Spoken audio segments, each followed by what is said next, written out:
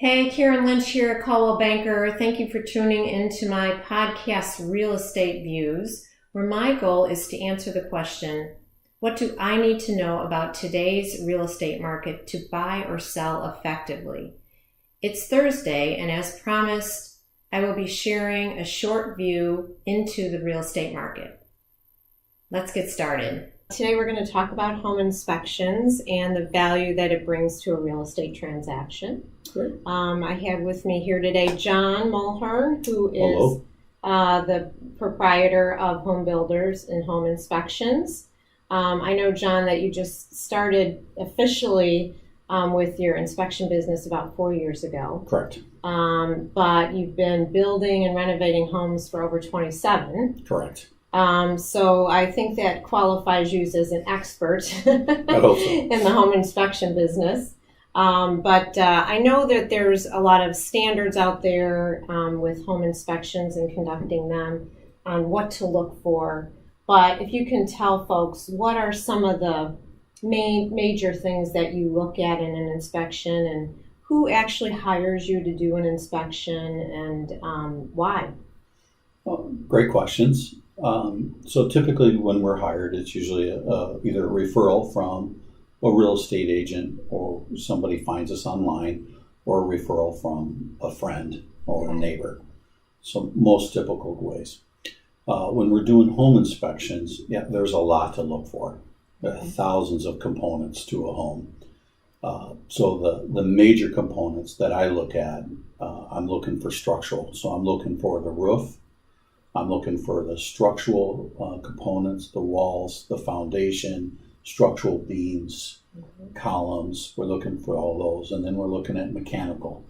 So your furnace, your hot water heaters, all your appliances, electrical. Electrical's a big one in homes, especially in the older homes. Okay. And of course plumbing, Okay. that of which can be seen. Okay.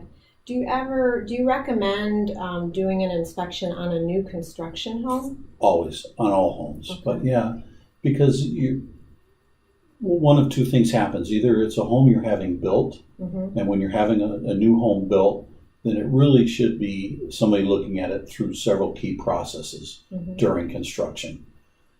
You've got the city inspection and city inspectors, and they're in your home for a matter of minutes. On average, probably 10 to 15 minutes. A good home inspector is in a home for 3 plus hours. Okay. So, pre-drywall inspection, pre-installation, make sure a home is framed and it's built correctly. A home inspector is an advocate, and it's a buyer's advocate to make sure that what you're buying and what you're paying for is what you're actually getting. Right. So that's when you're building a home, that's those steps that you kind of want to go through. When you're buying a new home that somebody else built, you want to make sure that the builder delivered on what he promised and what he said he did. So we're still looking at electrical, we're still looking at plumbing, we're still looking at the items that they put in the house are up to code or up to current building standards. Okay.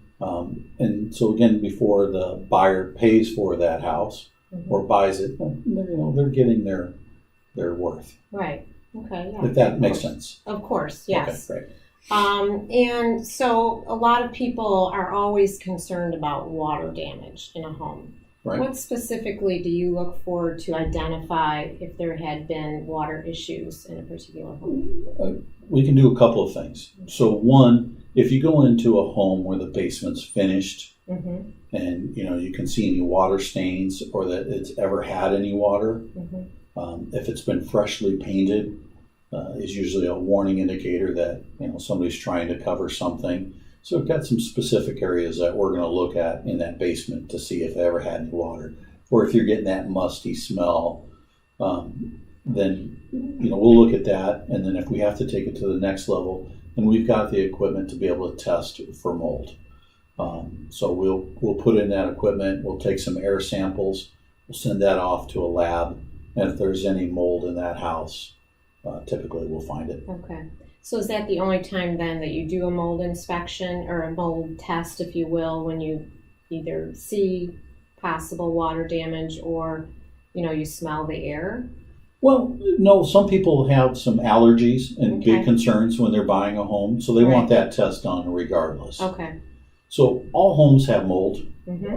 All buildings have mold. Okay. So to just do a mold test wouldn't make sense because we're testing, what the mold spore count is outside and what it is inside, and then we compare those two. Okay. So it should be, pretty close. Okay. What's inside should be pretty close to what's outside.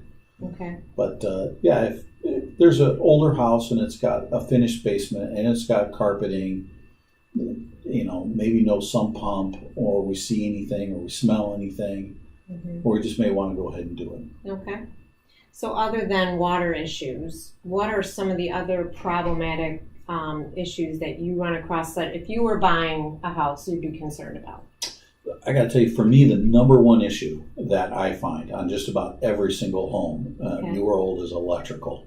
It seems that everybody has a brother, uncle, cousin who thinks they're an electrician and gets in there and messes with their electrical system. So, we pull off that electrical panel and we make sure that it's wired correctly, it's grounded electrically, and it meets today's standards. Okay, number one is electrical. Number two is probably the roof. And the single, probably most important part of a house is the roof, and it's the number one ignored. Right. Nobody ever goes up and does any roof maintenance or even pays attention to it until it's leaking. Right. So I usually tell people, every other year they should have a roofer up on that roof to do a little bit of roof maintenance. Do some caulking, look for some damaged roof shingles, just kind of give it a once over. Right.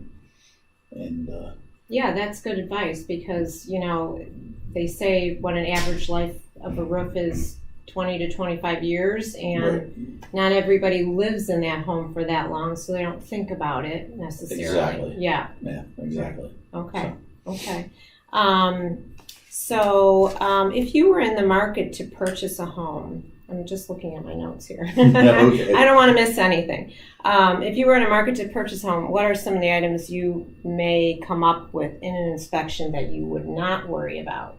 So we talked about the things that, because there's going to be a list of things, okay? Right. And obviously some of the major things like roof and mechanicals and water and electrical, like you pointed out, are important. But what are some of the things that you typically find and you write down in a report that people shouldn't necessarily worry about?